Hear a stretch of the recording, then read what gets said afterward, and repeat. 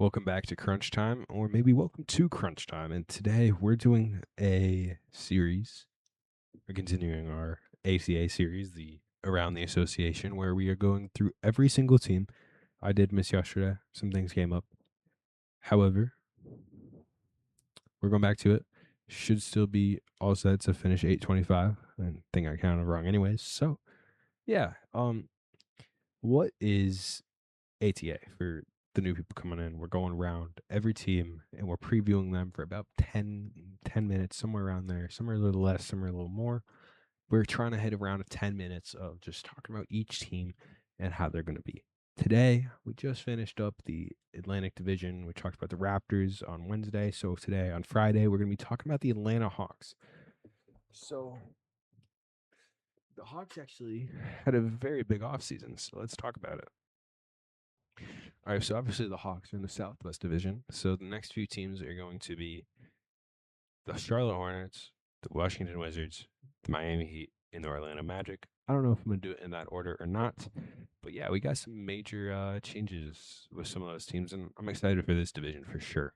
I think figure out what team's going to be tomorrow. I will post it on my Instagram, so you should look at that in the description.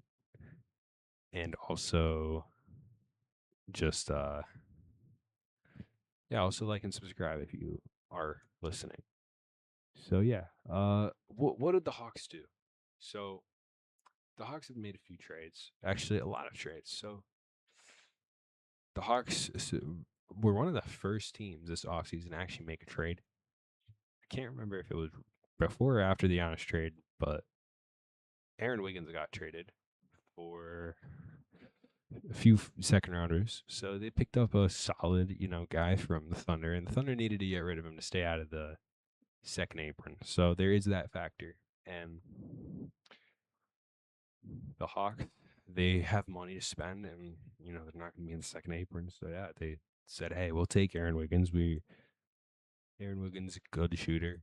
He's a very good role player. So definitely a good pickup for them. And they also got Ryan Nembhard, who we talked about the Hawks a lot last season, and we were like, they need a point guard, especially after they traded Trae Young.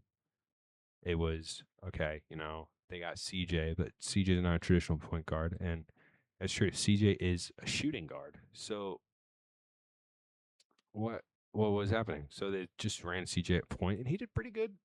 He wasn't awful, and obviously they took games off the Knicks.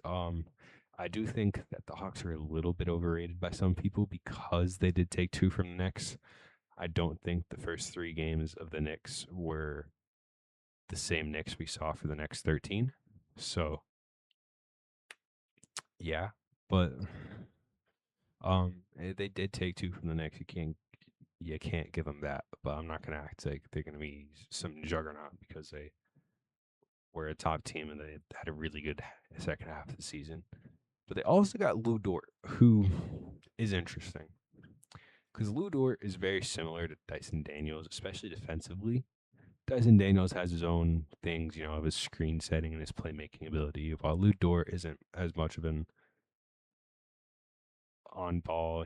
He can't do much on ball, but he can catch and shoot for sure, and he can hit threes, unlike Tyson Daniels. So I think that's a pretty good, 1-2 for sure, just to be able to have someone on the court who can facilitate. But if they're leaving that open, you put in Lou Dort, and now they have to worry about Lou Dort shooting, and then you put in a guy like Brian Nemhard who can facilitate.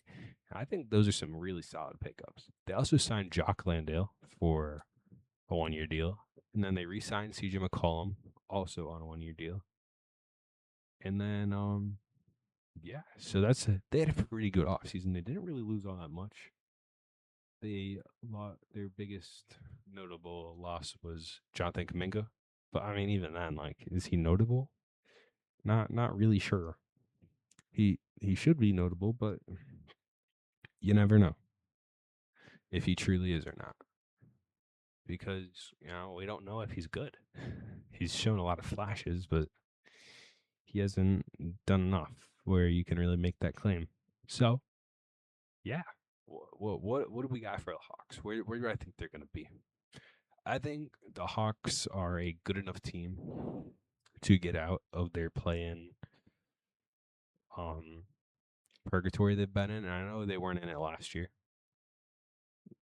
but I still think they're going to be a playing team. And that's not anything on their part that's wrong. I just think the rest of the teams in the East got really good and made a lot of changes, especially some of the lower end teams. And I don't know if the Hawks will make the playoffs because there are so many other teams in the East that are going to be competing and everyone's going to be trying to be winning. So it's not really like there's a team. It's not like I think the Hawks are going to be able to, just repeat what they did last season because the East is so much more competitive now. But yeah, uh, the Hawks, the Hawks are the Hawks, and they're probably going to be in the play again. However, I do think they are going to be a caliber of team better than the play-in. So, if they happen to make the playoffs, do not. I do think they will still make it through the play-in. I would not expect the Hawks to be a top 6 seed. I know I do a lot of fence sitting on this, but I'm making a claim right there. The Hawks are not going to be a top 6 seed. However, I do think the Hawks are coached well enough and are a good enough team where if they do come in as the 7th or 8th seed, they are able to upset one of those teams because the East is so competitive. So that is my personal opinion on the Atlanta Hawks. I would love to be able to say that I don't know. I want to be able to root for them. I like Jalen Johnson. They also did get rid of Zachary Reese-Shea. I did forget to mention that. So let's talk Reese-Shea. Reese-Shea was obviously the first pick 2 years ago. Although if you had watched any Reese-Shea tape, you would not have expected him to be the first pick. So what does that mean for the Hawks? That they traded away their first overall pick to Dallas? Not much. Reese-Shea could succeed as an NBA player. Probably not a superstar. Not probably. Just straight up not. He's not going to be a superstar. He's not going to be an all-star. He could be a high-end role player. He could be, as I'd say, if he was, best case Reese-Shea scenario is like Paul George from last year without like the suspension. I would say that's like best case caliber. But he was never doing that on the Hawks.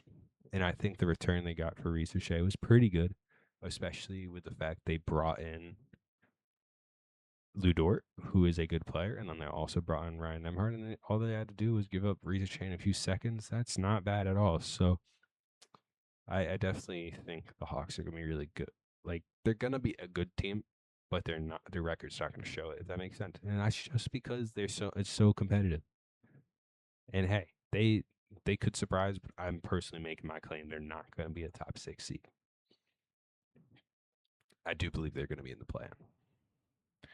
I'm going to be doing my power rankings video tomorrow, so tune into that if you really want to see, how I'm thinking about the whole league as a whole. It's just going to be Eastern Conference, so a lot of it's going to be me referencing the last few videos I've had about, the Knicks, the Nets, the Sixers, Celtics, and Raptors. So if you want to go watch those videos, so you are able to go into tomorrow's long form video. It's gonna be like an hour long video with some background into it of what I'm referencing. If I'm calling back to a video of something I said, that is what I'm saying. So yeah, the Hawks aren't going to be very good in terms of record, and losing Trae Young, although he is very short and his hair looks like he dropped a fucking lollipop on the ground. He's still a plus NBA player, even at his size, and even though he is a bad defender, he does try. If you watch Trae Young film, he's trying. He's just bad. You can't say that about all players like John Morant and Luka. Like, they're just not trying. But Trae Young really tries to get down. He's just not a good defender. So it's a little sad. But yeah. Anyways, thank you guys for watching if you are still here. And comment down below something. Just boost the algorithm. Leave it a like. Leave a subscription. Subscribe, and yeah. Like, I know when YouTubers normally say that, they're like, your mind kind of goes blank and you don't really listen. But truly, please do something. It really helps out. Thank you, and I will see you guys.